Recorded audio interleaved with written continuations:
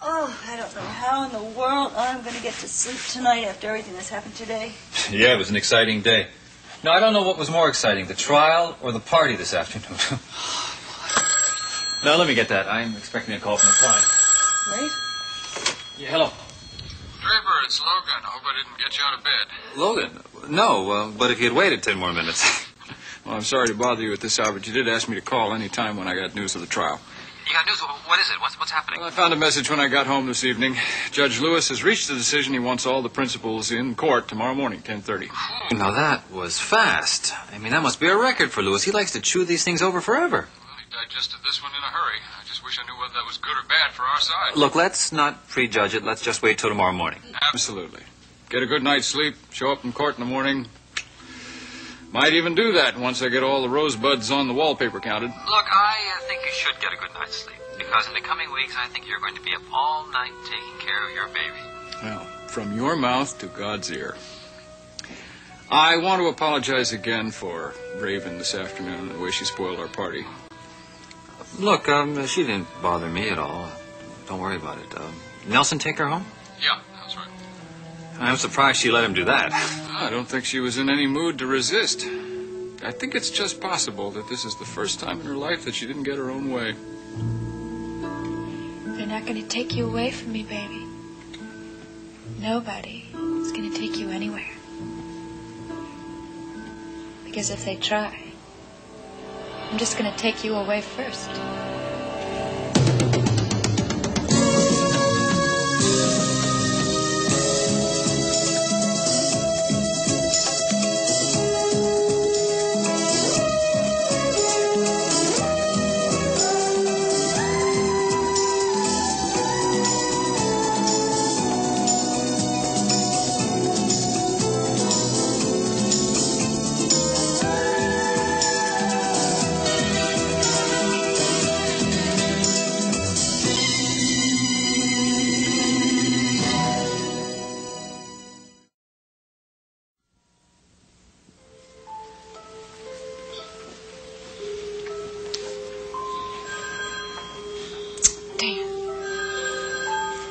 Just ready to fall into a nice long sleep, weren't you, you little brat?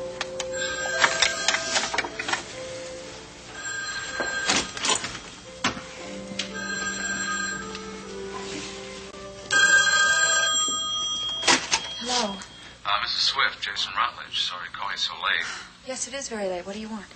Well, I tried to reach you earlier, but your sitter said you weren't at home. Well, of course I wasn't home, or there wouldn't be a sitter, would there? Pardon me? Never mind. Look, it's just very late. What can I do for you? Well, you see, it's very important. We're due in court tomorrow morning at 10:30. Why? The decision. The judge is ready to hand it down. Well, I thought you said that wasn't supposed to happen for a few days. Well, I honestly thought it wouldn't be, but apparently Judge Lewis is ready to make the decision right now. Is that good or bad? Never mind. I already know the answer. It's bad, isn't it? We're going to lose. Well, now, I wouldn't say that. You've heard the judge's opening remarks about how it's customary for the mother of the child to be awarded custody. Unless she can prove to be unfit. And with that letter in the court, we don't stand a chance. I still think there's a fair chance of the decision going our way. In any case, we got to be there. Shall I pick you up? No. I know the way to the courtroom. Thanks a lot. Bye-bye.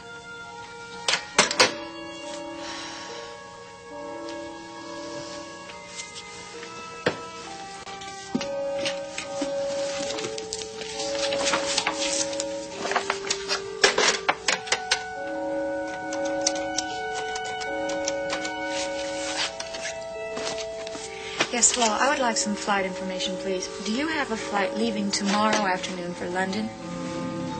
Good. The name is Swift. Raven.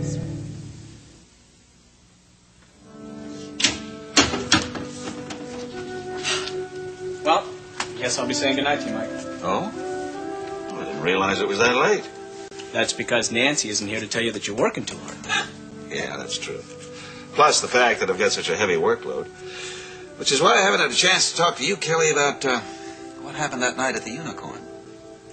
Well, I thought you would have heard the whole story by now, Mike. Yeah, I heard about it from Nancy and Draper, but not from you.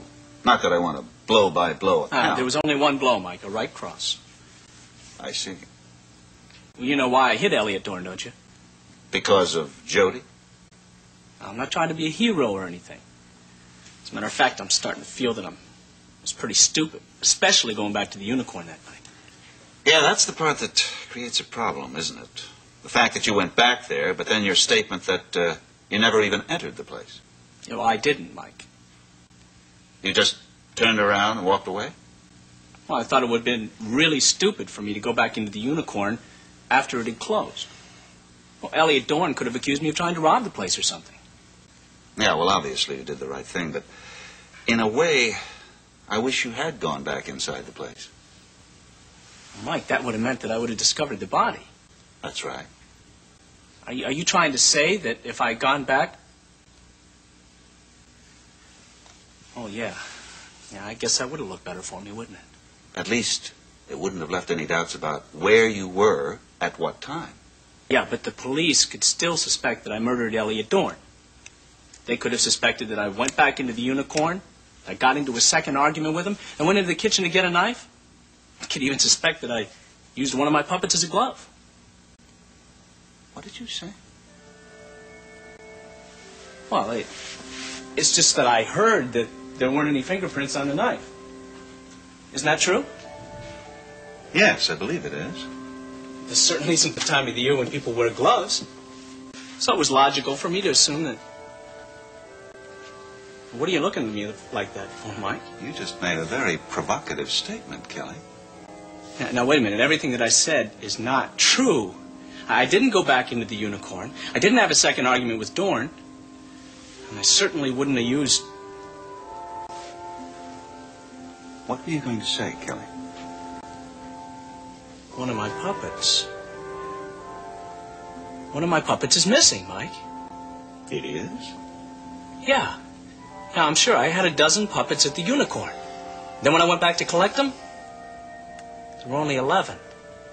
The clown puppet, the one with the red hair, that's the one that's missing. Did you tell the police about it? No, I didn't think it was that important. Well, it might be. I think you should let the police know about it. Yeah, I really should, but... Look, Mike, I'm not too crazy about the idea of getting in touch with the police for anything right now. Because you think you're their number one suspect? Well, I know that Deborah Saxon's on my side, but I don't know about the rest of the police force. Kelly, they're not going to jump to conclusions. As a matter of fact, I heard something kind of interesting at lunch today. What's that, Mike? Well, you've met my associate, Cliff Nelson, haven't you? Sure, I met Cliff.